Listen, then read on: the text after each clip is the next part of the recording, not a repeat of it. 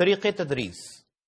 عزیز طلبہ، گزشتہ موضوعات پر بات کی جب ہم نے تذکرہ کیا خطابیات طریقہ تدریس کا.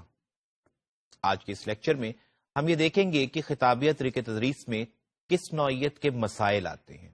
یعنی اس میں کوئی شک نہیں کہ ارتکاز کے باعث استاد جو کچھ بتانا چاہتا ہے وہ صحیح طور پر بتا پاتا ہے. اس کے باوجود خطابیات طریقہ تدریس میں مختلف نوعیت کے مسائل پیش آتے. آج ہم ان مسائل پہ گفتگو کریں گے اور ان کے تدارک پر بھی بات ہوگی. سب سے پہلا مسئلہ عزیز طلبہ خطابیات طریقہ تدریس میں جو آتا ہے وہ ہے کمزور فیڈ بیک کا. یعنی آپ دیکھتے ہیں کہ استاد بات کرتا ہے، کمرہ جماعت میں آتا ہے، بات ہوتی ہے، گفتگو ہوتی ہے اور اس کے بعد وہ چلا جاتا ہے. طلبہ سے رابطہ کوئی نہیں ہوتا، کوئی ایسی بات نہیں ہوتی. استاد کو پتہ نہیں چل پاتا کہ اس نے جو کچھ بتایا اس کی کس حد تک تفہیم ہو پائی، کس حد تک وہ سمجھ میں آیا. دوسرا مسئلہ یہ ہوتا ہے کہ طلبہ کی عدم دلچسپی. یعنی آپ کمرہ جماعت میں آئے، آپ نے گفتگو کی، اپنا مدعا بیان کیا، اچھے انداز میں بیان کیا، مؤثر انداز میں بیان کیا، لیکن ضروری تو نہیں کہ جو کچھ آپ نے بتایا اس میں طلبہ کی دلچسپی بھی ہو. ظاہر ہے کہ طلبہ ہو سکتا ہے کسی اور موڈ میں ہو، وہ اس بات کو اس انداز میں نہ سمجھنا چاہتے ہوں، نتیجتاً طلبہ جو کچھ آپ پڑھا رہے ہیں اس میں دلچسپی نہیں لیں گے، اس پر آمادہ نہیں ہوں گے. اس کے بعد اگلی بات ہے طلبہ اور استاد کے درمیان رابطے کا فقدان. ظاہر ہے کہ آپ بات تو کر لیتے ہیں لیکن آپ کوئی سوال و جواب نہیں کرتے ہیں، آپ کوئی تفہیمی کوشش نہیں کرتے ہیں، آپ یہ نہیں دیکھتے کہ اسٹوڈنٹس اس حوالے سے کیا سوچ رہے ہیں. دونوں کے درمیان کوئی رابطہ نہیں ہوتا، نتیجتاً ممکن ہے کہ طلبہ کو آپ کی کوئی بات سمجھ ہی نہ آئی ہو. اس کے باعث اگلا مسئلہ پیدا ہوتا ہے اور وہ کیا ہوتا ہے؟ معلومات کی فراموشی کے امکانات میں اضافہ ہو جاتا ہے. ظاہر ہے اسٹوڈنٹس اگر رابطے میں نہیں ہے، دلچسپی نہیں لے رہے ہیں، تو ہو سکتا ہے کہ وہ آپ کی بات کو سنے تو صحیح لیکن مکمل توجہ سے نہ سنے. آپ اس عمل سے ظاہر ہے کہ بالکل بے خبر ہوتے ہیں، آپ اپنی بات کر کے چلے جاتے ہیں. تو ممکن ہے کہ جو کچھ طلبہ سن بھی رہے ہیں، جو معلومات ان تک کنوے ہو بھی رہی ہے، وہ فراموش ہو جائے چونکہ وہ مکمل 100% اٹینٹو نہیں ہوں گے.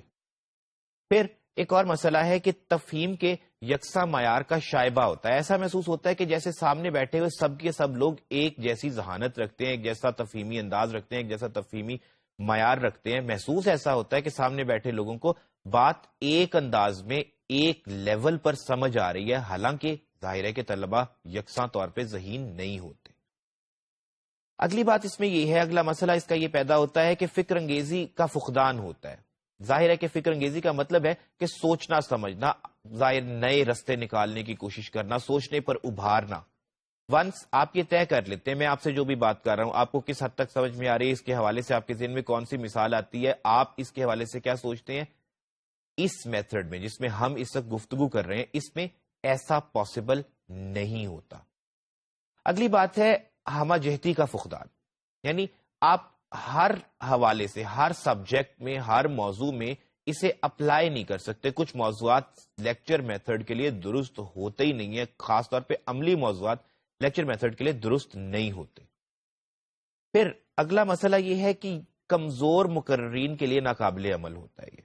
یعنی وہ لوگ جن کے گفتگو میں تسلسل نہیں ہوتا، جو واضح طور پر نہیں بول پاتے، جو صرف کنٹینیوسلی بولنے پر قدرت نہیں رکھتے، جو وقفے جو وقفے چاہتے ہیں، ان کے لیے ظاہر ہے کہ یہ طریقہ کار قابل عمل نہیں ہوتا، چونکہ آپ نے جو کچھ بھی سمجھانا ہے اپنی بات کے تھرو سمجھانا ہے، اور اگر آپ کی بات میں کنٹینیوٹی نہیں ہے تو آپ اپنی بات نہیں سمجھا سکتے.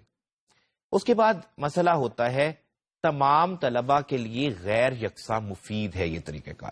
ظاہر ہے کیونکہ لیول ڈفرنس ہے، ذہانت کا لیول کا ڈفرنٹ ہے، ڈفرنس ہے. ظاہر ہے اس کے علاوہ بچوں کے حوالے سے مختلف نوعیت کے علوم کی بات ہوتی ہے، بچے ہر علم پہ ایک جیسی مہارت نہیں رکھتے، لہذا تمام طلبہ کے لیے یکساں طور پہ مفید نہیں ہوتا. وہ طلبہ جو جلدی بات سمجھ لیتے ہیں ان کے لیے تو ٹھیک ہوتا ہے، لیکن جن کو ذرا وضاحتوں کی ضرورت ہوتی ہے، دہرائی کی ضرورت ہوتی ہے، وہ اس بات کو یا اس میتھڈ کے تھرو صحیح طور پہ نہیں پڑھ پاتے ہیں.